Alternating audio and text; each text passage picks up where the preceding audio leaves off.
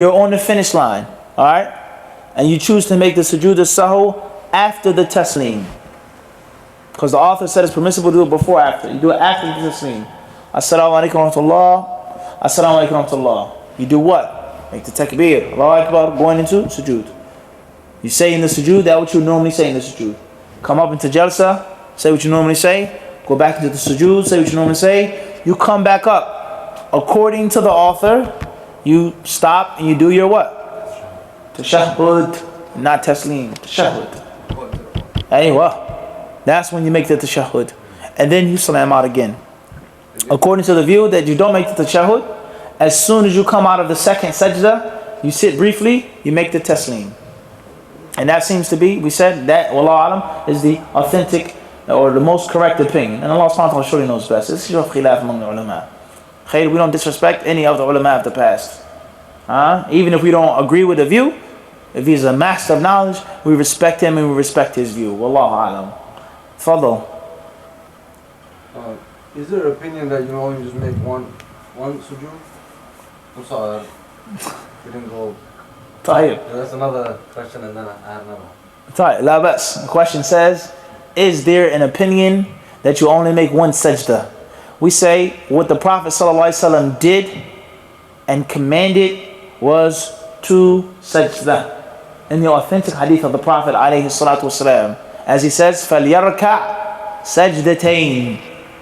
He commanded, فَلْيَرْكَعْ. He said, excuse me, afwan, a slip of the tongue.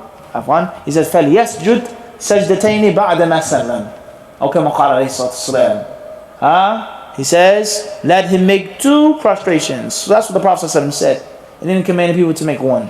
So therefore, that which is correct is to make two sajda. As for just making one sajda, I haven't read any school of thought or view or madhab that says only one. I've never read that. And if we did, we say that the sunnah of the Prophet ﷺ, the authentic sunnah is two. But I've never come across that view. Allah alam. Follow. In between the two sujood, sometimes people, they move their finger. Khair. Question says, in between the two sajda, some people move their finger. This applies to sujood as-sahw or the normal prayer. No, we say that there is a hadith about moving the finger between the two sajdas. So this hadith is inauthentic. It's munkar. It's not authentic. It's not genuine. The Prophet ﷺ did not say or do that. So therefore, it is a practice which should be avoided in the salah. And any school of thought, any madhab that states that that's what you should do, we say that that view is based off of a weak hadith. Not a hadith that's just a little weak, but he said it's munkar. It's a hadith that goes against that which is more authentic, that which is known, that which is well done and practiced by the Prophet ﷺ. He didn't move his finger, or make ishara, point with his finger between the two sajdas. And the hadith of the Prophet ﷺ that speak about his prayer, the description of his salah, they do not mention that. So therefore, it should be avoided. However, we said before, there are some of the ulama who take that view. But we say that that which is correct, alaikum salam, that which is correct is the finger should not be moved or pointed between the two sajda. And Allah subhanahu wa ta'ala knows best. Any other questions? Follow? You said early in the class in regards to silk, and you made the word, you mentioned pure silk. So if you have a garment that has, might have some silk in it, is it permissible to wear it, being that it's not 100% pure silk? Question says, you mentioned in the class with regards to silk garments being unlawful for Muslim men, and you specifically said the word pure silk. As if, Mufti, you intended that if it isn't pure silk, or 100% silk, or if it isn't silk from a worm, if it's manufactured, man-made, synthetic, then it's permissible to wear. We say that the Prophet ﷺ has mentioned in several authentic ahadith the impermissibility for the males of this ummah to wear silk. Ali ibn Abi Talib radiallahu anhu narrated this. Buraidah radiallahu ta'ala anhu narrated this. And many other of the companions. When the Prophet ﷺ gave the companions silk. And he said, how am I to wear this, O Messenger of Allah? He says, I didn't tell you to wear it. I never ordered you to wear it. Go give it to your women, your wives, your children. Let them do things with it. And there are many hadith of the Prophet ﷺ that are authentic, that prove the prohibition of wearing silk for Muslim men. And that is the view of the vast majority of the ulama. The impermissibility to wear silk. That's the asl. The fara', the branch is what's meant by silk. 100% silk, pure silk, or if it's something that's a mixture, it's also impermissible. And before we go that further, we say it is permissible to wear silk at time of necessity, whether it's through illness, sickness, such as some of the companions who had chafed skin, and the Prophet allowed them to wear silk, or if it's at a time of war, as was explained in detail by Shaykh al-Islam Ibn Taymiyyah rahimahullah, the permissibility of wearing silk in those times when the combatants wore armor. And he mentioned this as a benefit, two wisdoms behind the permissibility of wearing silk at that time.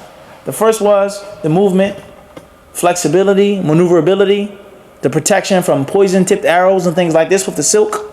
And also he mentioned that the wisdom behind the prohibition of silk is that silk is a means of arrogance and pride. It's a means of arrogance and pride.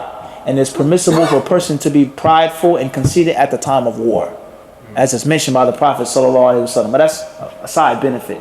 That's a side benefit. Al-Muhim, it's haram to wear pure silk unless you're ill, or unless it's a time of necessity, or it's permissible to wear silk but with just a little small piece of it.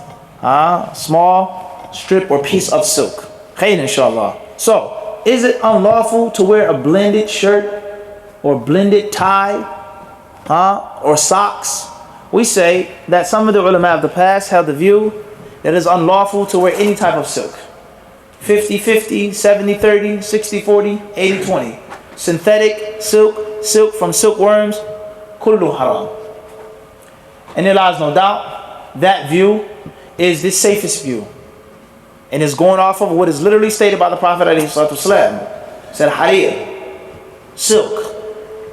And there are other ulama who take the view that the only thing which is unlawful is 101% pure silk. But if the garment is mixed, or it's a blend between cotton and silk or polyester and silk, etc., and the majority of the fabric isn't pure silk, then they say it is permissible to wear, such as if there was a blend. And many of the Sahaba radiallahu anhum and those who came after them, it is mentioned in the narrations that they wore that which is called thiyab al-khaz or al-qaz. And this type of garment in the Arabic language is the garment which is mixed. It isn't all silk. It isn't 100% silk.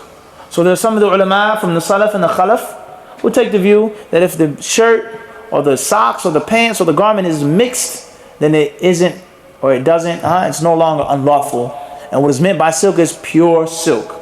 An issue similar to this is the issue of wearing gold.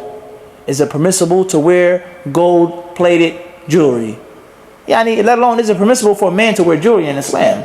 Can a Muslim man wear jewelry? Is it permissible for me to wear a wristwatch? Is it permissible for you to have rings or a chain or earrings? A pendant or even a pin? If my pen is gold-plated, Nafis? Is that permissible? I didn't say it was gold. I said, is it permissible? It may be gold. Allahu alam. I didn't say that, Is it permissible? It's just trend. See that? It's not solid gold, but it's trend. Or let's say it's the metal that's the trimming, the metal trimming is just plated. Or as they say, flash colored. Or gold paint. Let's say you play football with Saeed, for Notre Dame. The Fighting Irish. Their helmets are sprayed with what? It's gold in the paint. Is it permissible to wear that helmet? It's a reality. Your son may go to college and play football. Al-Muhim, as some of the ulama, they say that what's meant by the prohibition of gold is solid gold. And they say that things that are gold plated or sprayed with gold do not give the same essence as the solid gold. The pride and the arrogance, the conceit. I have a solid gold Rolex, a solid gold ring. It's not the same as say, oh, that's gold plated. That's fake. That's half and half. So it's an issue of khilaf. Nafis. There lies no doubt it is best to stick with what the athar says. Gold.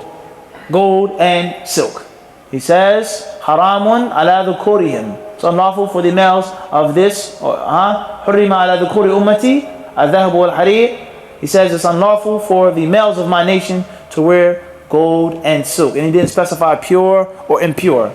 So therefore, if you look at the apparent or outward wording of the hadith, you'll say it's impermissible. If you look at the wisdom and the hikmah of some of the hadith, you would say it is permissible. Wallahu ta'ala alam. Any other questions before we stop?